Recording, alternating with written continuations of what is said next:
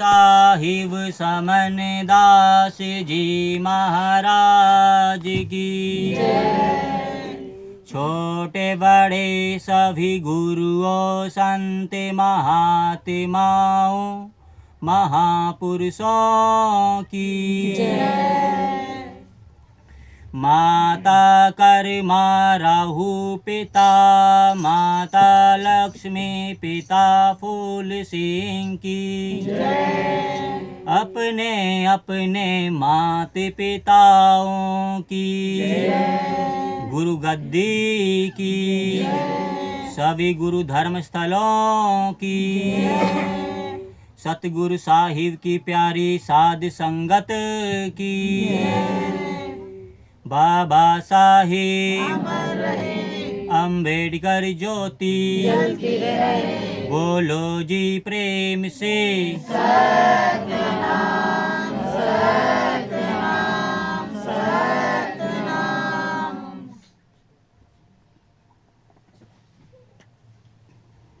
सर्वप्रथम सतगुरु साहिब के पवित्र चरणों में दास की सादर बंदगी व सभी को प्रेम से सतनाम सतनाम सतनाम।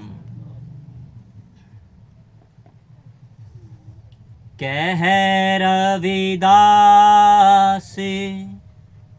प्रेम छिप सके नाही लाख छिपाए कोई। प्रेम कभहु मुख खोलते नाही कभहु नैन देते हैं रोई। गुरु रविदास महाराज जी फरमाते हैं अपने पवित्र शब्द में, कह रविदास प्रेम छिप सके ना। जो प्रेम होता है कभी छिप नहीं सकता। अगर महाराज के प्रति सच्चा प्रेम है तो वो छिप नहीं सकता। अल्लाह को छुपाने की कोशिश भी करो तो वो छिप नहीं सकता। लेकिन प्रेम है क्या? प्रेम होता है जब तक उसमें मैं परे नहीं होगी तब तक प्रेम की उत्पत्ति नहीं होगी। सिर्फ मीठे वचनों से या मीठे व्यवहार से प्रेम की उत्पत्ति नहीं होती। प्रेम की उत्पत्ति जब तक उसमें से मैं नहीं हटेगी प्रेम की उत्पत्ति नहीं हो सकती। फिर मुख से बोलने से भी महाराज कहते हैं कि प्रेम नहीं झलकता। कि मुख से अगर तुमने नहीं बोला तो इसका मतलब ये नहीं कि प्रेम नहीं है। प्रेम तो नैनों से आंसू गिरते हैं जो सागर, तो वो भी मतलब कि प्रेम को दर्शाते हैं। लेकिन प्रेम की परिभाषा समझनी जरूरी है। जब तक मैं नहीं हटेगी तब तक प्रेम की उत्पत्ति नहीं हो सकती। जैसे कहा गया कि मतलब के हैं सब, मतलब का सारा संसार। मतलब के हैं तो, लेकिन मतलब के नहीं भी हैं। मतलब के तब तक हैं जब तक ज्ञान नहीं है, जब तक अज्ञानता है। लेकिन जिसको ज्ञान प्राप्त करना है अगर वो सब मतलब को समझेगा तो वो भी मार खा जाएगा, क्योंकि सब में मालिक विराजमान है।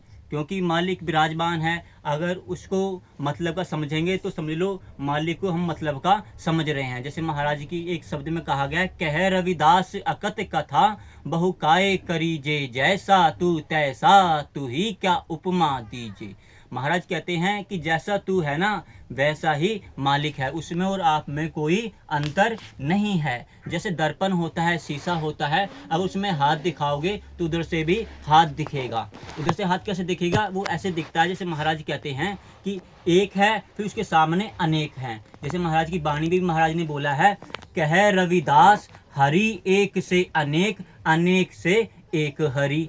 जैसे महाराज कहते हैं बड़े बड़े संत महात्मा बताते हैं कि सारा ज्ञान इस पिंड से प्रकट होता है। पिंड मतलब इस शरीर से ही प्रकट होता है, सारा ज्ञान शरीर से निकलता है।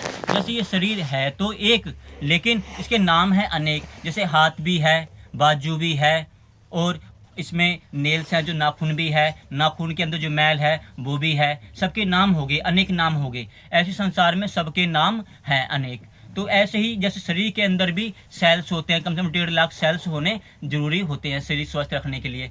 सेल्स क्या होते हैं? जैसे कोशिकाएं होती है, साधारण भाषा में देखा जाए तो जीव होते हैं। जैसे जीवित कोशिकाएं होती हैं और एक मृत कोशिकाएं होती हैं, रोज मरती भी हैं और रोज जीवित भी होती हैं। और इन 1.5 लाख सेल्स होने शरीर में जरूरी होते हैं। कम हो जाते हैं तो हम बीमार पड़ जाते हैं। तो क्या है, अगर हम इनको जीवों को मारेंगे, अगर हम सोचेंगे कि मतलब क्या है, हर जीव क्या करता है, कोशिका क्या करती है, जितना इसको जरूरत होती है उतना संग्रह करती है, बाकी का आगे ट्रांसफर कर देती है। जैसे जैसे महाराज ने हमें दान सिखाया, जैसे महाराज कहते हैं कि जितना तुम संग्रह करना है, जितना फालतू का है वो महाराज के नाम पे लगा दो।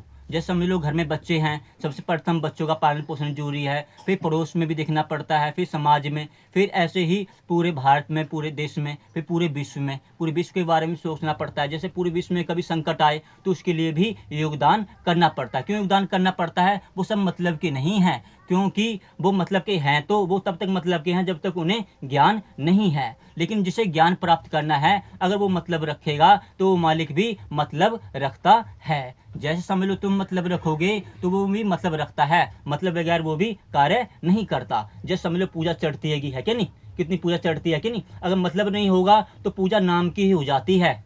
सिर्फ नाम ही तुम महाराज के रख दोगे तो नाम से ही महाराज खुश हो जाएगा, लेकिन उसमें कुछ संशय होगी, उसमें कुछ दोष होगा तो फिर महाराज कहता है कर कितना करता है क्या नहीं, वो तो चाहे तो पल भर में ही ज्ञान करा दे। जैसे संत शिरोमणि सतगुरु रविदास महाराज ने जल की 2 बूंद से ही बड़े बड़े को ज्ञान कराया है क्या नहीं, और कबीर साहब ने उस जल को खिलाया है क्या नहीं, तो ज्ञान, कबीर साहब बूढ़े हो गए थे तब भी ज्ञान नहीं हुआ, जबकि बुद्धिमान बहुत ज़्यादा थे। तो ज्ञान क्यों नहीं हुआ? क्योंकि उन्होंने अंतर कर लिया, महाराज में अंतर कर लिया। उन्होंने कहा भाई ये मुझे भी चमार ना बना दे, क्योंकि जब महाराज ने जल दिया उनको कबीर साहब को, तो जल जिसमें चमड़ा भिगोया जाता था उसमें से ही महाराज ने जल दिया। तो कबीर साहब ने सोचा ये तो भाई मुझे भी चमार बना देगा, पक्का चमार बनाएगा। क्योंकि कबीर साहब के गुरुजी पंडित थे, तो ये पंडित बनते थे, पूरे साफ सफाई से रहते थे। तो साफ सफाई से रहना भी जरूरी है, लेकिन इसका मतलब ये नहीं कि हम साफ सफाई से हैं तो दूसरा गंदा है उससे घृणा करी जाए। क्या पता उसके पास ना हो, क्या पता किसी कारणवश वो अपनी साफ सफाई ना कर पाया हो या ऊंचे पद तक ना पहुंच पाया हो, है कि नहीं। तो इसलिए महाराज ने समानता का संदेश दिया। जैसे महाराज ने कहा, ऐसा चाहूं राज मैं जहां मिले सवन को अन्न, छोटे बड़े सब सम बसे रविदास रहे प्रसन्न। रविदास ने ऐसा क्यों कहा कि छोटे बड़े सब सम बसे? महाराज ने किस लिए कहा? क्योंकि महाराज ने मतलब नहीं रखा, महाराज ने कहा मतलब क्या हैगा। महाराज ने कहा कि सब में मालिक है, लेकिन इनको ज्ञान नहीं है, ज्ञान नहीं है, इस कारण ये सब मतलब अपना स्वार्थ सिद्ध कर रहे हैं। लेकिन जिसको ज्ञान हासिल करना है, जिसको सतगुरु के रास्ते पर चलना है, उसे मतलब नहीं देखना, उसे क्या करना, अपनी सेवा कर दी, निस्वार्थ सेवा कर दी। जैसे महाराज कहते हैं, कह रविदास तरण की यही विधि, मन चंगा तो कटौती में गंगा।